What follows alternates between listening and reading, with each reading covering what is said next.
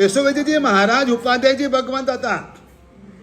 એક કાળ એવો હતો કે જ્યારે કોઈ આચાર્ય નહોતા અને ઉપાધ્યાય ભગવંતોની બોલબાલા આચાર્ય ભગવંતો કરતાં વધારે હતી. અને આજે આચાર્ય ભગવંતોની બોલબાલા પણ નથી, ઉપાધ્યાય ભગવંતો પણ નથી. પહેલા એક સમુદાયમાં એક આચાર્ય હતા, હવે બબ્બે ગચ્છાધિપતિ હોય. હા, તમે જુઓ તો ખરા આ સમાજે શું દશા કરી છે. આપણા કસાયોએ આપણે શું દશા કરી છે.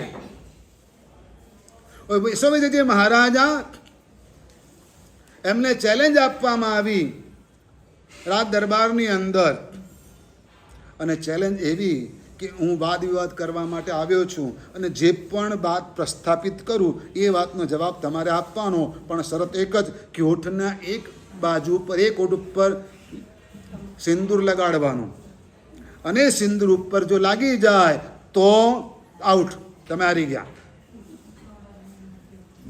એટલે હોઠ અડકે એવા અક્ષર કેટલા? તો પ, ફ, બ, ભ, મ.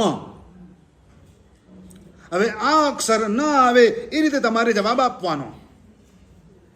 યશોવિજયજી મહારાજાએ પંડિતને પરાસ્ત કરી દીધા, હરાવી દીધા. એ જેવો જવાબ આપ્યો, સંસ્કૃતમાં બોલવાનું હતું, જવાબ સંસ્કૃતમાં આપવાનો હતો, અને એમાં પ, ફ, બ, ભ, મ ન આવે એ રીતે બોલવાનું. ચલો તમે વાત તો એવી કરી બતાવો જેમાં પ, ફ, બ, ભ, મ ન આવે.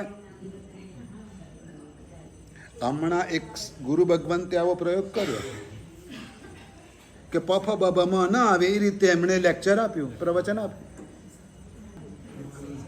હા, સાધના, એકાગ્રતા, લીનતા. ઉપાધ્યાયજી ભગવંત ભણાવે ખરા, આપણે ભણીએ પણ ખરા, એમની કૃપા પણ હોય. હા, એમની કૃપા પણ હોય, પણ આપણી સાધના અને આપણી ધગસ પણ જોઈએ. ભણે ભણાવે સાધુને સમતા રસ ભંડાર. કારણ કે ઉપાધ્યાય ભગવંત તો સકળ સંગ આધાર, આજે આધાર જ નથી રહ્યો. ડાયરેક્ટ એક જ મોસમમાં તમે જેમ છે ને એન્ગેજમેન્ટ કરો અને તરત રિંગ સેરેમની કરો, તરત જ મેરેજ કરાવી દો ને, એના જો અમારે ચાલે. એક જ મોસમમાં ઉપાધ્યાય પદવી પણ થઈ જાય અને આચાર્ય પદવી પણ થઈ જાય. કારણ કે પદનું મહત્વ હવે રહ્યું નથી. નહીં તો એક કાળ 400 વર્ષ પહેલાનો એવો હતો કે જ્યારે ઉપાધ્યાય યશોવિજયજી મહારાજના વચનો આજે પણ અમે વ્યાખ્યાનમાં લઈએ છીએ. કોઈ પણ ધુરંધરો હોય ને એ પણ એમનો રેફરન્સ આપે છે, અને એમની વાત તે વખતે જેટલી સાચી હતી ને એટલી આજે પણ સાચી છે.